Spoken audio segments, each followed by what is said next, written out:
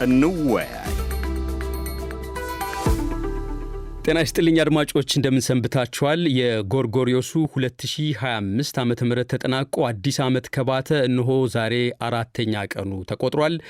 ያለፈው 2025 የዩናይትድ ስቴትስ ፕሬዝዳንት ዶናልድ ትራምፕ ዳግም በትረ ስልጣኑን የጨበጡበት፣ የዓለማችን የፖለቲካ ስርዓትም ታይቶ በማይታወቅ መልኩ መነቅነቁ የተስተዋለበት ነበር። ከፍተኛ እልቂት ያስከተለው የጋዛ ጦርነት ያበቃበት፣ የዓለም ሀያላን ጡንቻዎቻቸውን ሲሞካከሩ መጠነ ሰፊ ቀውስ ያስከተሉበት፣ የሩሲያና ዩክሬን ጦርነት ተባብሶ የቀጠለበት ዓመትም ነበር። 3 የምዕራብ አፍሪካ ሀገራት ከቀድሞ ቅኝ ገዢ ፈረንሳይ ጋር የተፋጠጡበት፣ የቡድን 20 ጉባኤ በአፍሪቃ ለመጀመሪያ ጊዜ የተካሄደበት፣ እስራኤል ለሶማሊላንድ ዕውቅና የሰጠችበት ዓመት ነበር። የኢትዮጵያ ታላቁ ሕዳሴ ግድብ በይፋ መመረቅ በርካቶችን ሲያስደስት፣ በአንጻሩ በተለያዩ ክልሎች ጦርነት፣ ግጭትና ፖለቲካዊ ውጥረት፣ ግድያ እንዲሁም ረሃብን ጨምሮ ሰብአዊ ቀውስ ማስከተሉ እጅግ አሳስቧል። በ2025 ዶቼ ቬሌ በአማርኛ ቋንቋ ማሰራጨት የጀመረበት 60ኛ ዓመቱን አክብሮ ከአጭር ሞገድ ጋርም ተሰነባብቷል። በባለፈው የጎርጎሪዮሱ ዓመት ታግደው ከነበሩ የዶቼ ቬሌ 9 የአገር ውስጥ ዘጋቢዎች 2ቱ በአማራና በትግራይ ክልል ለዘለቄታው መታገዳቸው የተሰማበት ዓመትም ነበር። ድንበር የለሽ የጋዜጠኞች ቡድን 3 የአፍሪቃ ሀገራትን በመገናኛ ብዙሃን ነጻነት ምዘና እጅግ አሳሳቢ ምድብ ውስጥ ሲያስገባ ከ141ኛ ወደ 145ኛ የተንሸራተተችው ኢትዮጵያም ከ3ቱ አንዷ መሆኗ ይፋ የሆነበት ዓመት ነበር 2025። የዛሬው እንወያይ የጎርጎሪዮሱ 2025 አበይት ክስተቶችን ወደ ኋላ መለስ ብሎ ይቃኛል። 3 ተወያዮች በዛሬው እንወያይ መሰናዶ ተሳታፊ ናቸው። በአፍሪካው ቀንድ ላይ በተለይ ትንታኔ በመስጠት የሚታወቁት የፖለቲካ ሳይንስ ምሁር አቶ አብዱራህማን ሰይድ ከለንደን፣ የዶቼ ቬሌ አንጋፋ ጋዜጠኛ ነጋሽ መሐመድ ከዋናው ማሰራጫ ጣቢያ ከቦን ከተማ፣ እንዲሁም ሌላኛው የዶቼ ቬሌ አንጋፋ ዘጋቢ ገበያው ንጉሴ የአውሮፓ ፖለቲካ ከሚዘወርባት የብራስልስ ከተማ ናቸው። በውይይቱ ተሳታፊ ለመሆን ፈቃደኛ በመሆናችሁ ሁላችሁንም ከልብ አመሰግናለሁ። አድማጮች፣ ኢትዮጵያ፣ አፍሪቃና መላው ዓለም ውስጥ የተከሰቱ አበይት ኩነቶችን በውይይታችን በተሻለ አቅም ለመዳሰስ እንሞክራለን። የዩናይትድ ስቴትስ ፕሬዝዳንት ዶናልድ ትራምፕ የዓለማችን ሀያል በሆነችው አገር ዳግም መንበረ ሥልጣኑ ላይ በ2005 ዓመት መውጣት የዓለም ፖለቲካን በብርቱ ነቅንቋል። ፕሬዝዳንቱ አሜሪካ ትቅደም መፈክራቸውን አስቀድመው የሌሎች ሀገራት መሪዎችን ሲያንቋሽሹ፣ ሲያጣጥሉ፣ ጫናም ሲያሳድሩ ታይቷል። የዶናልድ ትራምፕ ዳግም ወደ ሥልጣን መምጣት በዓለም ፖለቲካ መድረክ ላይ በዋናነት ምን ለውጥ አምጥቷል ትላለ? ነጋሽ፣ ካንተ ልጀምር። ብዙ ለውጥ ነው ያመጣው። ዶናልድ ትራምፕ ከዚህ በፊትም እንደምናውቀው ወደ ቀኝ የሄደ የቀኝ ጽንፈኛ የፖለቲካ አካሄድ ልበለው፣ መርህ ማለት እንኳን ይከብዳል። ምክንያቱም ወጥ የሆነ የፖለቲካ መርህ የላቸውም። ሰውየው የራሳቸው የአስተዳደር ዘዴ ነው ያላቸው። ስለዚህ ፖለቲካውን ወደ ቀኝ አዙረውታል በድጋሚ ስልጣን ከያዙ ወዲህ። በዛ ምክንያትም በተለይ አውሮፓ ውስጥ የቀኝ አክራሪዎች የፖለቲካ እንቅስቃሴ የበለጠ እየተጠናከረ መጥቷል። ቅርብ ጊዜ እንዲያውም እንዳየሁት ፈረንሳይ ወደ 34%፣ ብሪታንያ ውስጥ ወደ 29%፣ ጀርመን ውስጥ ደግሞ 26% የቀኝ አክራሪ ፖለቲከኞች ድጋፍ እያየለ እየተጠናከረ መጥቷል። በዓለም ላይም ቀደም ሲል ይሄ በጋራ በትብብር በተለይ አውሮፓና ዩናይትድ ስቴትስ የዓለምን ፖለቲካ እንምራና እንዘውር የሚለው አካሄድ አሁን የተናጥል አድርገውታል። ትራምፕ ብቻ እንዲያውም ከዩናይትድ ስቴትስ ብቻ ከመሆን ይልቅ ትራምፕ ብቻ ወደ መሆን እያደላ ነው። በየጊዜው በየዘገቦቹ ትሰሙ ከሆነ የትራምፕ አስተዳደር ከማለትም ይልቅ ዶናልድ ትራምፕ ወሰኑ፣ ዶናልድ ትራምፕ አሰቡ፣ አሳሰቡ የሚል ነገር ነው በተደጋጋሚ የምንሰማው። ስለዚህ የቀኝ የፖለቲካ አካሄድን ከማጠናከር በላይ የግለሰብንም አመራር እያጠናከሩ ነው። ጠለቅ ብላችሁ አይታችሁ ከሆነ በውጪ መርህ ውስጥ በተለመደው መንገድ የውጭ ጉዳይ ሚኒስትሩ ሳይሆን የዶናልድ ትራምፕ አማቾችና የቅርብ ቤተሰቦች ድርድሮችን፣ ውይይቶችን እና መልእክቶችን ከቦታ ቦታ ከጋዛ ጀምሮ እስከ ዩክሬን ድረስ እነሱ ናቸው። ከዛ በኋላ ነው እንግዲህ በሚኒስቴር ደረጃ ያሉ ሰዎች እንደ መጨረሻ አስተያየት ሰጪ ሆነው የሚቀርቡት። ስለዚህ በፖሊሲ ላይ የተመሰረተ ፖለቲካዊ አካሄድ ከመሆን ይልቅ በግለሰብ ላይ የተመሰረተ ፖለቲካዊ አካሄድን ለዓለም እያስተዋወቁ ነው ዶናልድ ትራምፕ። በጣም ጥሩ ነጋሽ። ገበያው የዶናልድ ትራምፕ መምጣት በአውሮፓ መሪዎች ላይ ምን የፈጠረው ነገር አለ? የ2025 ዓመት ዋነኛ መዘውሩ እኚሁ የአሜሪካ ፕሬዝዳንት ዘንድ ሳይሆን አይቀርም በሚል ነው። የፕሬዝዳንት ትራምፕ መምጣት እንደው በዋናነት አውሮፓ ላይ ይመስለኛል ትልቅ ለውጥ የፈጠሩት ማዕበል አይነት ነው ያለው እና እሳቸው ከመጡ ወዲህ አውሮፓ ነባሩ የአሜሪካና የአውሮፓ ግንኙነት ጥያቄ ውስጥ ገብቷል። በዚህም ምክንያት ሁለቱ እንግዲህ ላለፉት በተለይ ከቀዝቃዛው ዓለም ጦርነት በኋላ አሜሪካ መሩ የዓለም ስርዓት አንድ አካል አንድ አምሳል ሆነው ነበር የሚመሩት። ስለዚህ አሁን እሳቸው ሲመጡ ይህንን አንድነት ጥያቄ ውስጥ በማስገባት አሜሪካ ትቅደም ሲሉ የነበረውን አጋርነት አንድነት ሁሉ ጥያቄ ውስጥ ስላስገቡ አውሮፓ እንደው የሚጨብጠው እስከሚያጣ ድረስ በብዙ ዘርፎች በውርክብ ላይ ነው ያለው ማለት ይቻላል። ለምሳሌ ያህል በመከላከያ በኩል አውሮፓ በዋናነት ጥገኛ የነበረው በአሜሪካ ነበር በኔቶ በኩል። ስለዚህ እሳቸው እንደመጡ ኔቶን ጥያቄ ውስጥ አስገቡ። አውሮፓውያኖችንም ራሳችሁን መከላከያችሁን ራሳችሁን ቻሉ የሚል ትዕዛዝ አይነት ነገር በማምጣታቸው በዛ መልኩ ዝግጅት ያልነበራቸው ሀገሮች ሁሉ አሁን ለመከላከያ ከፍተኛ በጀት ወደ መመደብ እንደገቡ ነው የሚታየው። በንግድም በኩል እንደዚሁ አዲስ ታሪፍ በማምጣት ከፍተኛ ቀውስ ነው የፈጠሩት። ዛሬ የአውሮፓና የአሜሪካ ንግድ በድርድር 15% ቀረጥ ይጫናል። አውሮፓውያኖቹ ደግሞ ወይ ወደ አሜሪካ ኢንቨስት እንዲያደርጉ ይጠየቃሉ። የጦር መሳሪያቸውንም ከአሜሪካ እንዲገዙ ሁሉ የማስገደድ ነገር ሁሉ ነው ያሉ። ስለዚህ ይህ ሁሉ አዲስ ክስተት የአውሮፓን ፖሊሲ የአውሮፓን ኢኮኖሚ እንደገና ረብሾታል ማለት ይቻላል። በዓለም አቀፍ ግንኙነትም እንደዚሁ አንድ አካል አንድ አምሳል ሆነው ያራምዱት የነበረው ፖሊሲ ዛሬ ፕሬዚዳንት ትራምፕ ብቻቸውን ሄደው ለምሳሌ የሚድል ኢስትን የቆየ ውዝግብ ምዕራባውያን በሁለት ስቴትስ መፍትሄ ሀሳብ ሲገፉት የነበረውን እና ለስንት ዓመት የቆየውን እሳቸው ይህንን ወደ ጎን ትተው የራሳቸው የሆነ አዲስ የመፍትሄ ሀሳብ ሁሉ አመጣለሁ በማለት ብቻቸውን የሄዱበት ሁኔታ ነው የሚታየው። ስለዚህ አውሮፓ በዓለም አቀፍ ተጽዕኖውም እንዳይሰማ እንዳይኖረው ሁሉ ወይም ደግሞ ተሰሚ እንዳይሆን ሁሉ የተደረገበት ሁኔታ ነው ያለው። ስለዚህ በአጠቃላይ የዩክሬኑ ጦርነት ደግሞ አውሮፓ የራሱ ጦርነት ያህል አድርጎ እያካሄደ ያለውን ጦርነት አሜሪካም አጋር ሆኖ የተጀመረ ጦርነት ነው። ስለዚህ በዚህ ጦርነት ከመጀመሪያው ጀምሮ እንደማይደግፉት ሲገልጹ በቀጥታ የተገባበት ጦርነት ያለ አሜሪካ ድጋፍ ደግሞ አስቸጋሪ ስለሚሆን የዩክሬንንም ድጋፍ እንዲቀጥሉ ለማድረግ ከፍተኛ የሆነ ፍላጎት ነው ያለው። ስለዚህ በአጠቃላይ እሳቸው የማይፈልጓቸው ግን ደግሞ አውሮፓውያኖቹ ደግሞ ባልተዘጋጁበት ወቅት የአሜሪካኖቹን ድጋፍ ምንጊዜም በሚፈልጉበት ወቅት ትራምፕ ግን እሳቸው ከእንግዲህ አጋር ሆነው ሊቀጥሉ የማይችሉ መሆናቸውን እያሳዩ ያለበት ነው። ስለዚህ በመረበሽ ነው የታለፈው። ፕሬዚዳንት ትራምፕ ናቸው በተለይ የአውሮፓ ዋና የቤት ስራ ሆነው እየዘወሩት ያሉ ማለት ይቻላል። በጣም አመሰግናለሁ አቶ አብዱራህማን። የትራምፕ ዳግም ብቅ ማለት አሁን ገበያው የዓለምንም ጉዳይ ነካ አድርጎታል። በነ ቻይና፣ ህንድ፣ መካከለኛው ምስራቅና አፍሪካ ሀገራት ውስጥ በ2025 ምን ያስከተለው ነገር አለ? የትራምፕ መምጣት በጣም አለመረጋጋት ፈጥሯል። አሜሪካ ውስጥም ከአሜሪካ ውጭም ማለት ነው። ምክንያቱም ሲባል እንደቆየው የትራምፕ አስተዳደር ሞር የግለሰብ ራዕይ እንጂ ተቋማዊ ራዕይ እንዳልሆነ ይታወቃል። ያም ሆኖ ግን አንድ ክሬዲት የሚሰጠው በዩክሬንና በሩሲያ ያለው ጦርነት ወደ ሰላም እንዲገፋ በጣም ግፊት ሲያደርጉ ቆይተዋል።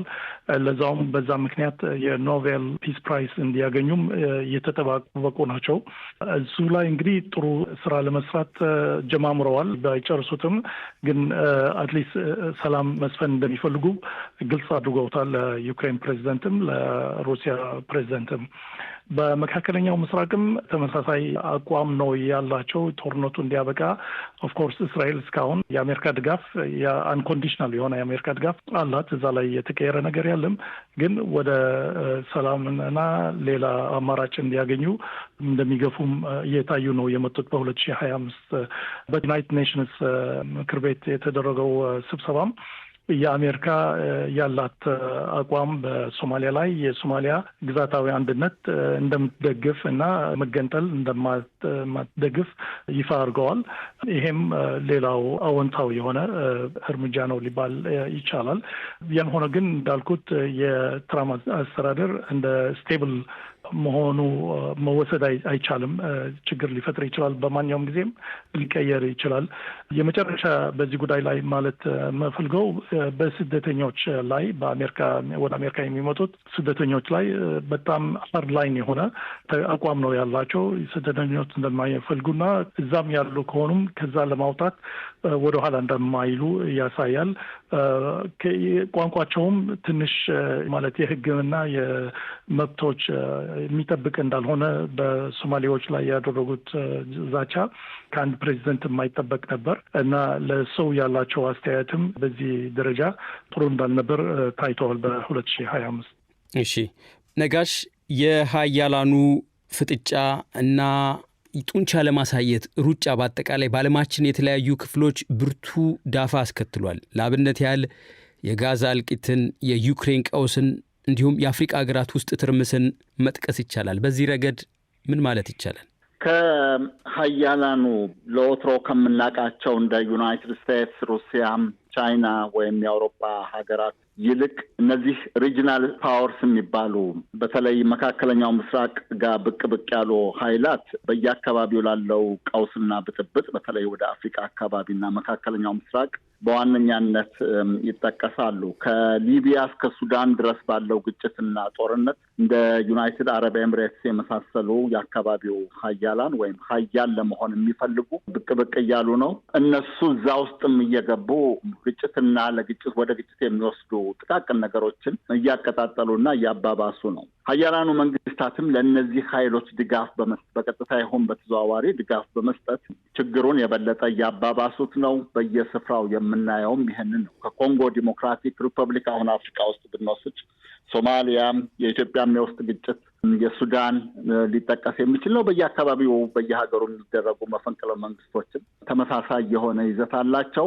እንደ ዩናይትድ ስቴትስ የመሳሰሉ የአውሮፓ ሀገራት፣ ሩሲያ በየራሳቸው ችግር በመጠመዳቸው ለጉዳዩ ብዙም ትኩረት የሰጡት አይመስልም።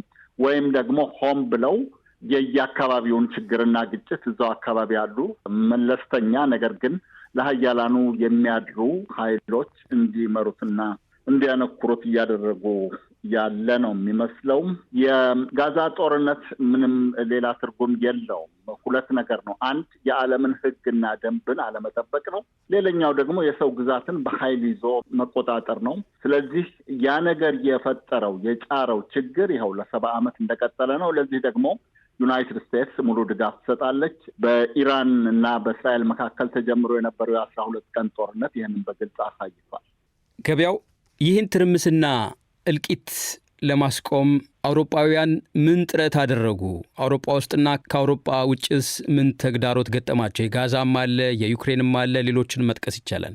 በሁሉም ማለት ይቻላል የአውሮፓ ተሳትፎና ሚና ወይ ከአቅም ማነስም ይሁን ወይም ከፍላጎት ውጭ በጣም አነስተኛ ሆኖ ነው የታየው። ለምሳሌ ያህል በጋዛ በጣም የታየው እንዳውም በጣም ባልተጠበቀ ሁኔታ ከእስራኤል ጋር የአውሮፓ ህብረት የሁለትዮሽ ስምምነት አለ በሰብአዊ መብትና በመሳሰሉት ላይ። ስለዚህ ያን ያህል ሰብአዊ መብት ሲፈጠር ጋዛ ቢያንስ እስራኤልን በስምምነታቸው መሰረት የሚያስፈልገውን እርምጃ ለመውሰድ እንኳ መስማማት አልቻሉም ነበር። ስለዚህ በዚህ ሁኔታ በጋዛ በመካከለኛው ምስራቅ ላይ ከመቼውም ጊዜ የበለጠ እንደው ደብል ስታንዳርድ በሚባል መልኩ በሚመስል ግልጽ ብሎ የታየበት ሁኔታ ነው የታየው። የሚቻለውን እንኳ ከማድረግ ወደኋላ ብለው ነው የታየው። ስለዚህ በዚህ ምክንያት ተከፋፍለው እንደውም የተወሰኑት የራሳቸውን እርምጃ የመውሰድ ሁኔታ ነው የነበረው። ስለዚህ የአውሮፓ ህብረት እንደ ኃይል በጋዛ ላይ የሚገባውን ሚና እንዳልተጫወተ ነው የሚታየው። በዩክሬን ላይ እንደተባለው የራሳቸው ጦርነት ያህል ነው የገቡበት። ስለዚህ የሚቻለውን ሁሉ በጦርነቱ በመሳተፍ ደረጃ ስለዚህ እዚህ ጦርነቱ ውስጥ አሁን በዩክሬንና ሩሲያ አውሮፓ ህብረት እንደውም ጦርነቱ እንዲቆም ወይም ጦርነቱ በእነሱ መልክ የፖለቲካ ኢንተረስትም ስላለ በእነሱ ተርም እንዲያልቅ ከመፈለግ አንጻር ጦርነቱ እንዲቆም ወይም እንዲበርድ ለማድረግ ሳይሆን በእነሱ ተርም በአሸናፊነት እንዲወጡ ለማድረግ የሚጥሩት ጥረት እንደውም ችግሩን እንዳባባሰው ነው። ስለዚህ በአንድ በኩል አሁን ፕሬዚዳንት ትራምፕ ያሉት አለ። ስለዚህ ባለው በሰሞኑ አውሮፓውያኖቹ ብዙ የፖለቲካ ሬቶሪክ ያወራሉ፣ ግን በተግባር ጦርነቱ እንዲቆም ምንም እያደረጉ አይደለም ያሉት ነገር እዛ ላይ እውነት አለው። ምክንያቱም ጦርነቱ የእነሱ የአካባቢ ኢንተረስት አለ፣ ከሩሲያ ጋር ያላቸው ስጋት አለ። በዛ ተርሙ ዩክሬን እንዲያሸንፍ ነው የሚፈለገው፣ ግን ዋጋውን ጦርነቱ የሚካሄደው ግን በዩክሬን መሬትና በዩክሬንና በራሽያ መካከል ነው። ስለዚህ ጦርነቱን ከማብረድ ይልቅ እዛ አካባቢ እንደውም ጦርነቱ እንዳይበርድ ወይም ደግሞ እንዲቀጥል ወይም በእነሱ ተርም ብቻ እንዲያልቅ በማድረግ በኩል ነው እየተጫወቱ ያለው አፍራሽ በሆነ መልኩ ማለት ይቻላል።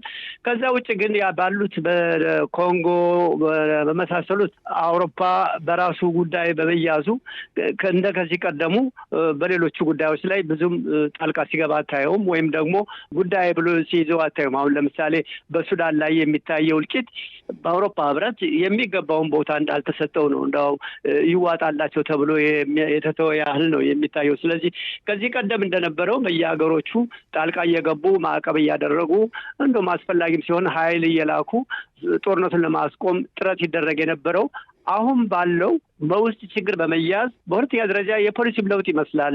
በሌሎቹ ሀገሮችም ላለመግባት በመፈለግ ወይም ለመግባትም አቅም በማጣት ይሆናል በየቦታው የሚከሰቱትን ችግሮች ዞሮ ያለ ማየት ወይም ችላ ማለት ሁኔታ ነው ያለው፣ ወይም ደግሞ የማባባስ ሁኔታ ነው ያለው እና እዚህ ግባ የሚባል ገንቢ ሚና ሲጫወቱ አልታዩም። እሺ፣ በጣም ጥሩ። አቶ አብዱራህማን የጎርጎሪዮሱ 2005 ዓመት ሊጠናቀቅ ሲል ከተስተዋሉ አበይት ክስተቶች መካከል እስራኤል ለሶማሊላንድ የሰጠችው የሉዓላዊ አገርነት እውቅና በዋናነት ይጠቀሳል። ቀደም ሲል ነካ አድርገውት ነበር የጸጥታው ምክር ቤት ያለውንም ጨምሮ ማለት ነው። ኢትዮጵያ ከሶማሊላንድ ጋር የፈረመችው የመግባቢያ ሰነድ 2ኛ ዓመቱን ሊደፍን ጥቂት ቀናት ሲቀሩት ነበር የእስራኤል እውቅና የተሰማው። ይህ ምን ያሳያል? እስራኤሎች በተለይ በየመን በኩል በተደረገባቸው ጥቃት እና አካባቢውን በጣም አስፈላጊ የሆነ መምታቱ ታውቀዋል። ከዛም በላይ የእነሱ የጸጥታ ተቋማት ሞሳድ ያሉት እስራኤል የግድ ግብረ መልስ ለመውሰድ የሚያመች አካባቢዎች እዛ ላይ መኖር አለባት የሚል ግፊት ሲያደርጉ ቆይተዋል። ሶስተኛ ደግሞ የቱርክና የግብፅም እዛ አካባቢ መኖርና የነሱ ማለት ተጽዕኖ ፈጣሪ መሆን እዛ አካባቢ ለእስራኤሎች ያሰጋቸዋል። በዚህ በኩል አንድ የመን አለ፣ ከየመን በስተጀርባ ደግሞ ኢራኖች አሉ፣ በሶማሌ በኩል ደግሞ ግብፅና ቱርኪ አሉ። ስለዚህ ይሄ ነገር ለእስራኤሎች ሳያሰጋቸው እንደማያልፍ የተጠበቀ ነበር። ግን እውቅና ወደ መስጠት ይገፋሉ ተብሎ እኔ ራሴ አልጠበቅኩም ነበር። በዚህ ምክንያት ያው እውቅናው አናውንስ አድርገውታል። ግን እውቅናው ዓለም አቀፍ እውቅና ስላልሆነ የአንድ ሀገር እውቅና ለሌላ ገና አገር ያልሆነች ክልል ብዙ ትርጉም አይሰጥም መሬት ላይ። በተለይ ደግሞ በሞቃዲሾ ያለው መንግስት ታዋቂነት ያለው በዓለም አቀፍ እሱ ስለሆነ እሱ ካልተቀበለው እስራኤል የሆነ ነገር ልታደርገው የምትሞክረው በሶማሌላንድ ክልል ውስጥ እንደ ህጋዊ ስለማይቆጠር በዛ ምክንያት ትንሽ ወደ ግጭት ሊያመራ ይችላል። ከዲፕሎማሲ ግጭት ወደ ሌላ ግጭቶችም ሊያመራ ይችላል። በዚህ ምክንያት እንግዲህ እውቅናው ልክ እንደ ሰሜን ቆጵሮስ ወይም ኖርት ሳይፕረስ የነበረውና ሌላዎች አካባቢዎች የታይዋን ምናምን አንዳንድ አካባቢዎች ራስ ገዝ ሆነው ግን አንዳንድ ሀገሮች እውቅና የሰጧቸው አሉ። ግን በዓለም አቀፍ ህግና በዩናይትድ ኔሽንስ እውቅና ስለሌላቸው የሚያደርጉትን የሆነ ነገር ስራ ህጋዊነት ስለሌለው ብዙ ጊዜ ውጥረት ይፈጥራል። ከዛም አልፎ ወደ ግጭት ሊያመራ ይችላል። ነጋሽ፣ ይህን እውቅና ቀድመው በጥብቅ ከተቃወሙ ሀገራት መካከል ቻይና ተጠቃሽ ናት። የተባበሩት መንግስታት ድርጅት የጸጥታው ምክር ቤት እንዲሁም የአፍሪቃ ህብረት የእስራኤልን ድርጊት ከተቃወሙት መካከል ይጠቀሳሉ። እውቅናው በሶማሊላንድ፣ በሶማሊያ፣ በእስራኤል፣ በኢትዮጵያና ጎረቤቶቿ እንዲሁም በአፍሪካው ቀንድ ሚናቸው ገዝፈው በሚታዩ የአረብ ሀገራት መካከል ቅድም በጠቃቀስካቸው ማለት ነው ምን መልእክት አለው ትላለህ? መልእክቱ ሁለት ነገር ነው። በአጭር ጊዜ አሁን አብዱራህማን እንዳለው እስራኤል ከየመን በተለይ አብዛኛውን አካባቢ የሚቆጣጠረውና በኢራን ይደገፋል የሚባለው የሁቲ አማጺ ቡድን በእስራኤል ላይ የሚያደርሰውን ጥቃት የሚከላከል ኃይል በአካባቢው ቢያንስ የኢንቴሊጀንስ ኃይል ለማስፈር ይጠቅማት ይሆናል። ለሶማሊላንድ ደግሞ በዚህ አጭር ጊዜ ውስጥ በጣም ለ30 ዓመት ግድም የተራበችውን ዓለም አቀፍ እውቅና የተባበሩት መንግስታት ድርጅት አባል የሆነች ሀገር ስለሰጠቻት ምናልባት ሌሎች ሀገሮች የእስራኤልን ፈለግ ተከትለው ተመሳሳይ ነገር ያደርጋሉ የሚል ተስፋ ይሰጣት ይሆናል። ለኢትዮጵያ ከ2 ዓመት ግድም በፊት ያደረገችው የመግባቢያ ሰነድ ያውም እውቅና አልሰጠችም። ለሶማሊላንድ እውቅና ትሰጣለች የሚል ነገር ነው የነበረው እንጂ እውቅና አልሰጠችም። ስለዚህ ያ እርምጃዬ ትክክል ነበረ የሚል እና ያንን እርምጃ የመግባቢያ ሰነዱን ጭምር የተቃወሙ መንግስታትና ድርጅቶች ስህተት ነበራችሁ የሚል ትክክል ባይሆንም ለዛም እንደ ጀስቲፊኬሽን ልትጠቀምበት ትችላለች። አሁንም አንዳንድ ዘገቦች እንደዛ ነው የሚጠቆሙት። ለእስራኤል ግን ሁለት ነገር ነው። አንደኛ አሁን ያለውን ጋዛ ላይ በተለይ የጠቅላይ ሚኒስትር ቢንያሚን ኔታንያሁ መንግስት ጋዛ ላይ የተፈጸመውን የሰብአዊ መብት ጥሰት በዓለም አቀፍ ፍርድ ቤት የተያዘባቸውን የወንጀል ጭብጥ የመሳሰሉትን ነገሮች አዲስ ርዕስ በመወርወር በመፍጠር ሌላ የመነጋገሪያ ርዕስ ለጸጥታው ጥበቃ ምክር ቤት ጭምር ፈጥረዋል። በዚህ መንገድ የጋዛውን አጀንዳ ለጊዜውም ቢሆን ለማስተኛት የሚጠቅም ነው። በሌላ በኩል በረጅም ጊዜ ለእስራኤል የሚጠቅመው ቅድም መጀመሪያ ላይ እንዳልኩት የኢራንን የአረቦች እንኳን አሁን ለእስራኤል የሚያሰጋ አይደለም። ምክንያቱም ከአረብ ውስጥ ጠንከር ያሉት እነ ግብጽ፣ እነ ዮርዳኖስ፣ እነ የተባበሩት አረብ ኤምሬቶች፣ ሳውዲ አረቢያም ጭምር ከእስራኤል ጋር ይህን ያክል አተካራ ውስጥ የሚገቡበት ጊዜ አይደለም። አረቦች ለፍልስጤሞች ይሁን ለአረብ ነጻነትና ሉዓላዊነት የአረብ መንግስታት ቆመው ቢሆን ኖሮ 2 ዓመት ሙሉ ያየነው ችግር ባልተፈጠረ ነበረ። ነገር ግን የኢራን አካሄድና የአካባቢው ደግሞ ኢራን በቀላሉ ልክ አሜሪካኖችም የእስራኤል ባለስልጣናትም እንደሚያስቡት በቀላሉ የምትፈረካከስ ሀገር እንዳልሆነች ባለፉት ጁን እና ጁላይ አካባቢ በነበረው ጦርነት አይተናል። ስለዚህ የእሷን መስፋፋትና መጠናከር ሊባኖስ ላይ ሞክረውታል። ህዝቦላህን አዳክመዋል። ጋዛ ውስጥ ሐማስን ተዳክመዋል። ወደፊትም ጭራሽ ትጥቁን እንዲፈታ እየተጠየቀ ነው። የመን ውስጥ ደግሞ ያሉትን ሁቲዎችንም ደግሞ ደብድበዋል። ነገር ግን በሚፈለገው መጠን አላዳከሙም። ስለዚህ የኢራንን የመዘርጋት በየአካባቢው የመግባት ኃይል ለመሸራረፍ ለእስራኤል ይጠቅማት ይሆናል። ከዛ ውጭ ግን ይሄ የንግድ መርከቦች እንቅስቃሴ ጋር እግሯን ለመትከል አሁን በቀጥታ የባብኤል መንዳብ የሚባለው መስመር ካያችሁ እዛ አካባቢ በተለይ እስራኤል ኃይል የምታሰፍርበት ወይም የምትቆጣጠርበት እድሉ የላትም በቀጥታ። እነ ዩናይትድ ስቴትስ እነ ታላቋ ብሪታንያ ግን የእስራኤልን ስራ እየሰሩ ነው። የመኖችንም በተለይ ሁቲዎቹንም አሜሪካኖች ሲደበድቡ ነበረ። ነገር ግን ራሷ እስራኤል በቀጥታ የምትገባበት እድል አልነበራትም። ያንን እድል ታገኝ ይሆናል። ከሶማሊያ ፕሮፐር ሶማሊያ ከሞቃዲሾና ከህዝቡ ከሁለቱም ህዝብ የሚገጥመው ተቃውሞ ግን በረጅም ጊዜ ለእስራኤል ብዙ የሚጠቅምና ብዙ የሚያሰራት አይመስለኝም። ጥሩ ገበያው፣ ሌላ ሳይጠቀስ የማይታለፈው ጉዳይ የአፍሪቃ ሀገራት አንዳንድ መሪዎች ለምዕራቡ ሀገራት ያላቸው ምልከታ ነው። በዚህ ረገድ ለአብነት ያህል ከምዕራብ አፍሪቃ ሀገራት ቡርኪና ፋሶ፣ ኒጀር እና ማሊ የሳህል ሀገራት ህብረት የሚል ትብብር መስርተው ፈረንሳይና ሌሎች የምዕራብ ሀገራት ላይ አቋማቸውን አንጸባርቋል። በሌላ መልኩ አፍሪቃ ምድር ላይ ለመጀመሪያ ጊዜ በተከናወነው የቡድን 20 ሀገራት ጉባኤ ላይ የዩናይትድ ስቴትስ ፕሬዝዳንት አልገኝም ብለው በአቋማቸው ጸንቷል። የአፍሪቃና የአውሮፓ ህብረት ጉባኤ እዛው አፍሪቃ ውስጥ የተካሄደው በ2025 ነው። ምንድን ነው በአፍሪቃና በምዕራቡ ዓለም መካከል በ2025 በዋናነት የተከሰተው? በመጀመሪያ ይሄ ደቡብ አፍሪካ የተካሄደው የቡድን 20 ጉባኤ ትልቅ ስኬት ነው በተለይ ለደቡብ አፍሪካ። ምክንያቱም አሜሪካ ከደቡብ አፍሪካ ጋር ባላት ቅሬታ አልሳተፍም ብትልም ሌሎች ሀገሮች ምናልባትም እንዳይሄዱ ወይም ደግሞ አይሄዱም ተብሎ ተገምቶ ሊሆን ይችላል። ግን በተሳካ ሁኔታ ጉባኤው ተካሂዷል። ስለዚህ በዛ መልኩ አንድ ስኬት ነው በደቡብ አፍሪካ የተከናወነ ማለት ይቻላል።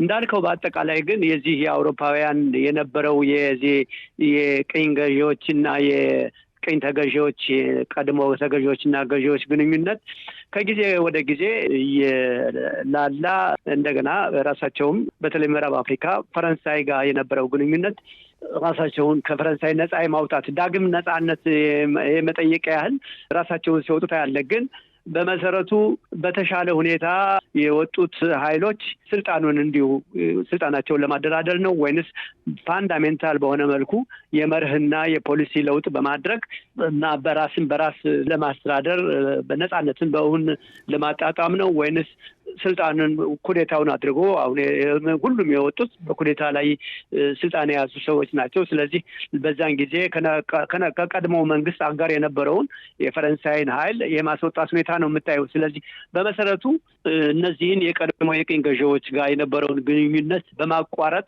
ራስን በራስ የማስቻል ሂደት ነው ወይንስ ስልጣንን ለማደራደር የሆነ ነው የሚለው መታየት ያለበት ነገር ነው። የሆነ ሆኖ ግን አውሮፓ ከዚህ ቀደም እንደነበረው በተለይ የቀድሞ ገዢዎቹ በቀድሞ ተገዢዎቻቸው ጋር የነበራቸው ግንኙነት እየላላ ነው ሄደው። ይህም የሆነበት ምክንያት በዋናነት የቻይናና ሌሎች አማራጮች ወደዛ መግባታቸው ያለምንም ቅድመ ሁኔታ እነዚህ የቀድሞ ገዢዎች የሚያቀርቡት ቅድመ ሁኔታ ወይም አንዳንድ ነገር ከነበረ ቻይና በጣም ቢዝነስ ፍሬንድሊ ነው፣ ስልጣናቸውን አትጠይቅም። ስለዚህ የቻይና መገኘት እና ሌላ አማራጭ ማግኘት እነዚህኞቹን ነባሮቹን አለቆቻቸው የነበሩትን ወደኋላ ማለት ነገር ነው የሚታየው። ለማንኛውም ግን አሁን የሚታየው ሁኔታ በተጠናከረ መልኩ ዲፓርት የማድረግ ሳይሆን ራሳቸውም ከነዚህ ከነባሮቹ የመገንጠል ሳይሆን ራስን ኮንሶሊዴት የማድረግ ስልጣንን ኮንሶሊዴት የማድረግ ሁኔታ ነው። በመርህ ደረጃ እነዚህ ቻይናን እና ራሻን በመጠቀም እንደገና ስልጣንን ለማጠናከር ነው እየተደረገ ያለው። በኮንጎም ያለው ሁኔታ ይሄ ነው። ስለዚህ አውሮፓ ወይም ደግሞ ምዕራባውያን በአፍሪካ ውስጥ ገብተው የማውረድ ወደ ስልጣን የማምጣት የማውረዱ ሁኔታ እየሆነ እንዳልሆነ ነው የሚታየው። ስለዚህ የቻይና መግባት ዳይናሚክሱን እዛ አካባቢ ያለውን እየለወጠው እና ግንኙነቱንም እየለወጠው ያለ ነው የሚመስለው። እሺ አቶ አብዱራህማን ጉዳዩን ወደ አፍሪካ መልሰነዋል እና ኢትዮጵያና ጎረቤቶቿን ጨምሮ በአፍሪካው ቀንድስ በዋናነት ምን ተከሰተ? አዎ የዩኒፖላር ሲስተሙ አሜሪካ የምትቆጣጠረው የገንዘብና የሚሊተሪን ሌላን ሄጅሞኒ እሱ እንግዲህ ወደ ማብቃቱ ደረጃ እየደረሰ ነው። ታላላቅ ሀያላን እንደ ቻይና ያሉ እንደ ሩሲያ እና ሌሎች እየመጡ ናቸው። ስለዚህ ብሪክስ የዛ አንድ ማሳያ ነው ሊባል ይቻላል። ኢትዮጵያ እንግዲህ እዛ መገኘቷ ትልቅ ድልና ትልቅ ዲፕሎማሲ እና የኢኮኖሚ ጥሩ አካሄድ ሊባል ይቻላል። ጥቅሙም ሊኖረው ይቻላል። ምክንያቱም አማራጭ ሲኖር ሁልጊዜ ያንተ ኢንትረስት የማስጠበቅ እድልም በዛው መሰረት እያደገ ይሄዳል ማለት ነው። ለዛም ይሆን ግን ተቋምና መንግስት አለ ኢትዮጵያ ከተባለ ግን እዛ ትልቅ የጥያቄ ምልክት ይቀመጥበታል። ምክንያቱም በአሁን ጊዜ ኢትዮጵያ ውስጥ ያለው መንግስት በውስጥና በጎረባች ሀገሮች ላይ የሚያምነው ኃይል ያለ አይመስለኝም። ብዙ ወደ ግጭት የሚያመራ ፖሊሲዎች ሲከተል ስለቆየ የተገኘው የብሪክስ አባልነትና የሌላ አድቫንቴጆች ወደ ጥቅም ለኢትዮጵያ ሕዝብ ጥቅም የማዋል አቅም ያለው አይመስለኝም በአሁን ጊዜ። ይሄ ዋናው ትልቁ ቻሌንጅ ነው ለኢትዮጵያ በተለይ። በሌላ በኩል ደግሞ የአፍሪካን ሁኔታ በአጠቃላይ የማልቲፖላር ሲስተም መምጣቱ ምናልባት እንደ ጠቃሚ ሆኖ ሊታይ ይችላል። ሆኖም ግን የውስጥ የቤት ስራ ካልተሰራ በአፍሪካ መንግስታትና በአፍሪካ ህዝቦች የሚገኘው እድሎችም እዛ ጥቅም ላይ የማዋል አቅም የመፍጠር እድል አይኖርም ማለት ነው። የመጨረሻው እዚህ ላይ ማለት የምፈልገው ስለ ምዕራብ አፍሪካም ሲጠቀስ የነበረው አዲስ አይደለም። በምዕራብ አፍሪካ ሀገሮች ከፈረንሳይ ቅኝ ግዛት ለመላቀቅ ቅኝ ግዛት ማለት በወታደራዊ ቅኝ ግዛት የነበረው አሁን ትንሽ ነው የተቀየረው። እስካሁን 14ቱ የፍራንኮፎን አፍሪካን ሀገሮች በፈረንሳይ ቁጥጥር ናቸው፣ በተዘዋዋሪም በገንዘብም በሌላም እና ከነዚህ ነፃ ለመውጣት ብዙ ሙከራዎች ሲደረግ ቆይተዋል። ብዙ ጊዜ ደግሞ በወታደሮቹ ስለሚሆን ሙከራዎቹ ወዲያው በመገደል ወይም በመፈንቅለ መንግስት ጉዳዩ ያከትማል። አሁንም ያለው በቡርኪና ፋሶ፣ ኒጀር እና ማሊ ከዚህ ብዙ የተለየ አይደለም። የወታደሮቹ ኢንፋክት ሎወር ራንኪን የሆኑት ወታደሮች ስልጣን ይዘዋል። ግን ተቃዋማዊ ተቋም እና ህገ መንግስታዊ አይነት አካሄድ ነው ወይስ አይደለም ከተባለ እንደዛ አይመስልም። እስካሁን ያለው ወደዛም ሊያመሩ የሚፈልጉ ወይም ደግሞ ወደዛ እያመሩ ናቸው ማለትም አያስችልም። ምክንያቱም ወዲያው ወደ ምርጫ፣ ወደ ፓርላማ፣ ወደ ምናምን ቢሄዱ ምናልባት ለረጅም ጊዜ ሊዘልቅ የሚችል ለውጥ እየተደረገ ነው ይባል ነበር። ግን እነሱ ፎከስ የሚያደርጉት ሁሉ ጊዜ የግለሰቦቹ ካሪዝማና የነሱ ፖፑላሪቲ እዛ ላይ ፎከስ አድርገው ስለሚሰሩ ይህን ያህል ለውጥ ሊታይ ቢገኝም ጊዜያዊ እንጂ ዘላቂ ለውጥ አይሆንም ባይ ነኝ። እሺ ገበያው፣ እንግዲህ የዓለምን አበይት ክስተቶች ጠቃቅሰን ወደ አፍሪቃ ተሻግረን ኢትዮጵያ ደርሰናል። የኢትዮጵያ ህዳሴ ግድብን ጨምሮ ኢትዮጵያ ውስጥ በ2025 ከተከሰቱት መካከል በመልካምም በመጥፎ ጎኑም ምን አበይት ጉዳዮችን መጥቀስ ይቻላል? በዋናነት መቼም ይሄ የህዳሴው ግድብ ትልቅ የጄኔሬሽን ግብ ነው ማለት ይቻላል። ይሄ ትልቅ ነገር ነው። በሁሉም አንጻር ሲታይ ይሄ ነው ትልቁ ነገር። ከዛ ውጪ ግን ሌሎች በተለይ በዚህ በጸጥታው ጉዳይ አሁንም ቢሆን በተለይ በአማራና በኦሮሚያ ክልል ያለው የጸጥታ ሁኔታ አሁንም በጦርነት ውስጥ መሆናችን አገሪቱ በጦርነት ውስጥ መሆኗ ይሄ እንግዲህ በሰውም በንብረትም በአጠቃላይ በአገሪቱ ሀብት ላይ የሚያደርሰው ውድመትና ከሁሉም በላይ ደግሞ ትቶት የሚሄደው ጠባሳ እጅግ አሁንም በዛው ደረጃ መሆኑ የሚያስቆጭ ነው። ከዛ በተረፈ ሌሎች ልዩ ልዩ እነዚህ አካባቢው ላይ ያሉ ለምሳሌ ከአካባቢው ሀገሮች ጋር ያለው ሁኔታ ወዴት ያመራል፣ ወዴት ይሄድ ይሆናል የሚለው ደግሞ አሳሳቢ መሆኑ ይሄ ዓመቱን ሙሉ አሳሳቢ ሆኖ የዘለቀበት ሁኔታ ነው ያለው። ስለዚህ በጥቅሉ ሲታይ በኢትዮጵያ ውስጥ የህዳሴው ግድብና ሌሎች አንዳንድ ፕሮጀክቶች የተፈጸሙ ያሉት እንዳሉ ሆኖ በጦርነቱ ግን አሁንም እንዳለ መሆኑ እንግዲህ ዓመቱን ሙሉ እያሳሰበ ያለ ነገር ነው። ከጎረቤቶቹ ጋር ያለውም እንደዚሁ ወዴት ያመራል የሚለው ጉዳይ ወደ 2026 ይዞን የሚዘልቅ ነው የሚሆነው። በጣም ጥሩ ነጋሽ፣ ምናልባት መጥፎንም መልካሙንም ማከል ትችላለህ። በዚህ አጋጣሚ ዶቼ ቬሌ በአማርኛ ቋንቋ ማሰራጨት የጀመረበት 60ኛ ዓመቱን አክብሮ ከአጭር ሞገድ ጋርም መሰናበቱን ይፋ ያደረገው በባለፈው የጎርጎሪዮሱ 2025 ዓመት ነው። ታግደው ከነበሩ የዶቼ ቬሌ 9 የአገር ውስጥ ዘጋቢዎች መካከል 2ቱ በአማራና ትግራይ ክልል ለዘለቄታው መታገዳቸውም ተሰምቷል። በዚሁ 2025 ኢትዮጵያ የመናገር ነጻነት ጥያቄ ውስጥ ከገባባቸው ሀገራት ተርታ በቀዳሚነት መሰለፏም ተሰምቷል። እዚህ ላይ ምን ማለት ይቻላል?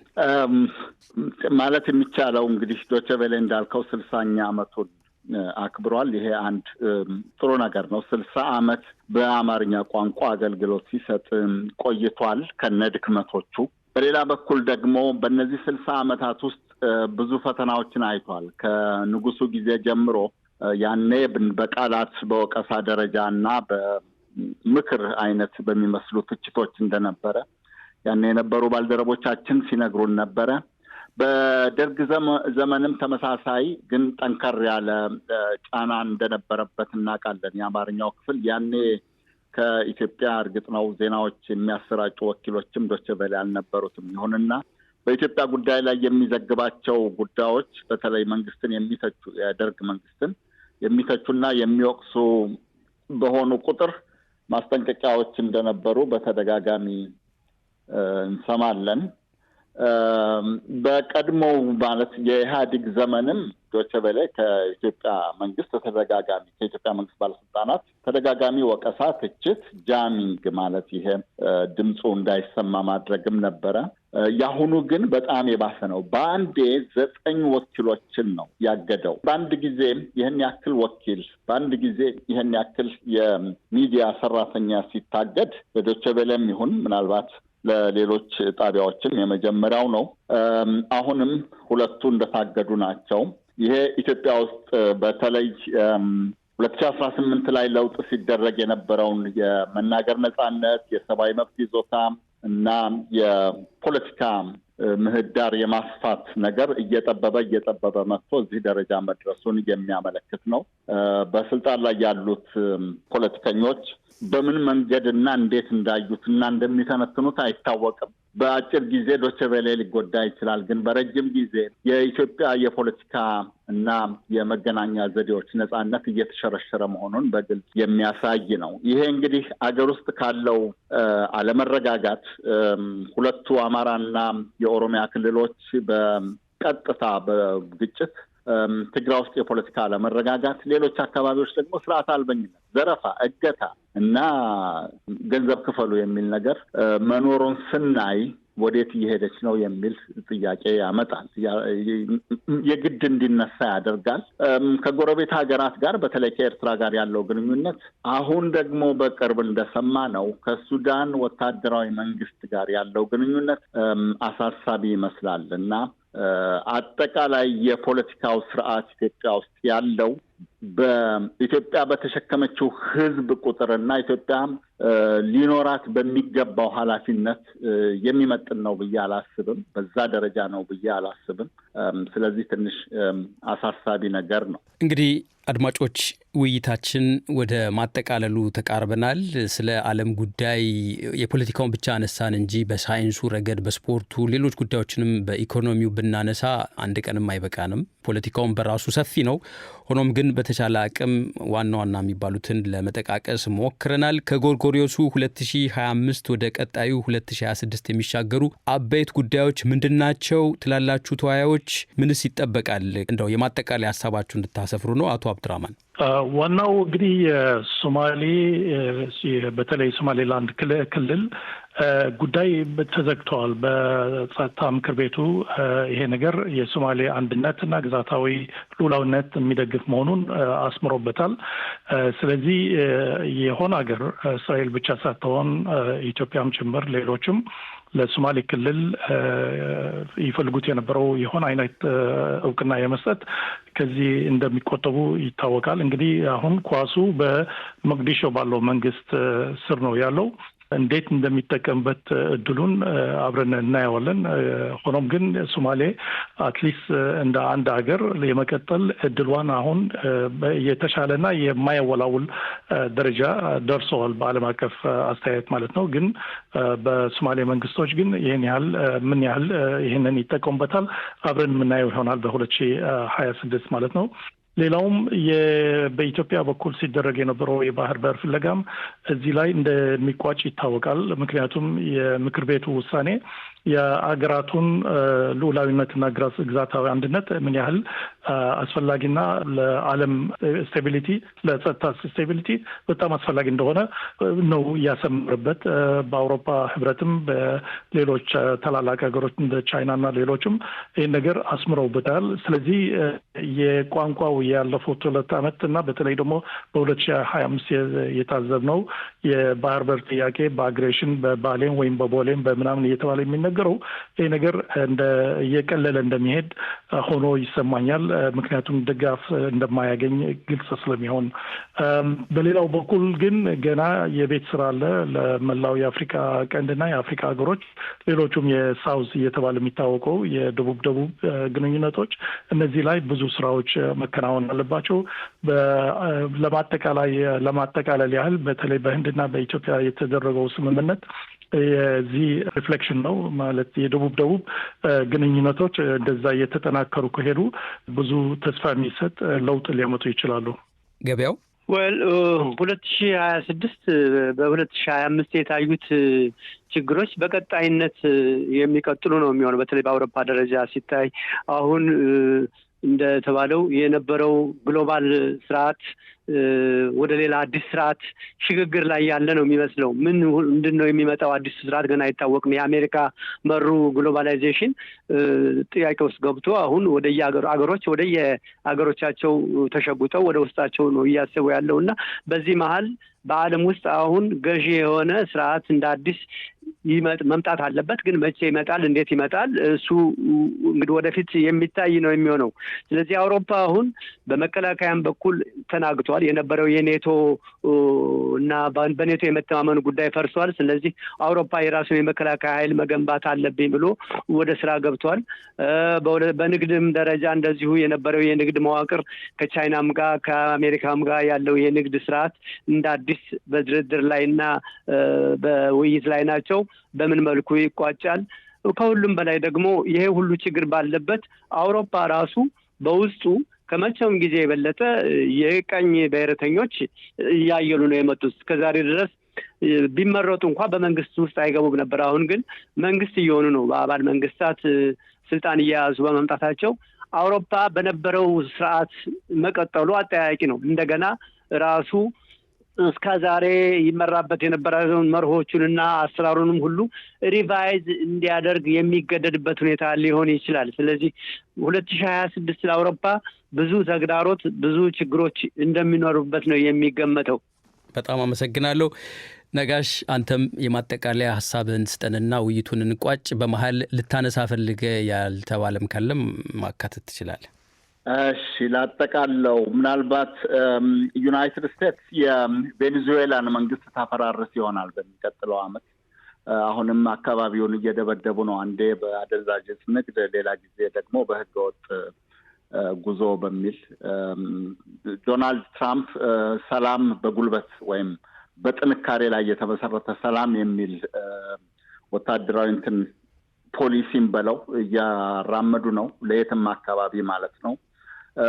እስያ ውስጥ የቻይናና የህንድ መቀራረብ ምናልባት ለነባሮቹ ለዩናይትድ ስቴትስ እና ለአውሮፓ የንግድና የኢኮኖሚ እንቅስቃሴ ትልቅ ፈተና ሊሆን ይችላል፣ ወይም ትልቅ ተፎካካሪ ኃይል ሊፈጠር ይችላል እዛ አካባቢ።